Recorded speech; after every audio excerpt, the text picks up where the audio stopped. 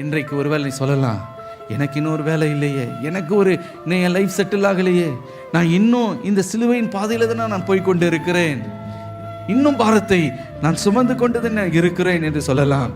ஒருவேளை ஐயோ பசி பட்டினி இந்த வறுமையினால நான் கஷ்டப்படுகிறேன் என்று சொல்லுகிறீர்களோ, இத்தனை வருடம் ஆயிற்று, இன்னும் ஒரு சொந்த வீடு இல்லைங்க, இன்னும் வாடகை வீடுல தான், இன்னும் அலைந்து கொண்டு தான் இருக்கிறேன் என்று சொல்லுகிறீர்களோ, எனக்கு இளைப்பாறுதலே இல்லையா அப்படின்னு ஒரு வேதனையோடு நீங்கள் இருக்கிறீர்களோ, கடன் பாரங்கள், போராட்டங்கள், எத்தனையோ சிலுவைகள் உங்களுடைய வாழ்க்கையில் இருக்கும். மற்றவங்க உங்களை கிரிட்டிசைஸ் பண்ணலாம், நீங்கள் நேர்மையாய் வாழ்ந்து எல்லாரும் உண்மையாக இருந்தோம் உங்களை குற்றப்படுத்தி குத்தி குத்தி பேசலாம். ஒரு காரியத்தை மறந்து போகாதீங்க, ஒருவேளை சிலுவையின் பாதை கடினமான ஒரு பாதையாக இருந்தாலும் அதே சிலுவை ஒரு நாள் நம்மை மேன்மைப்படுத்தும். ஹல்லேலூயா, ஹல்லேலூயா.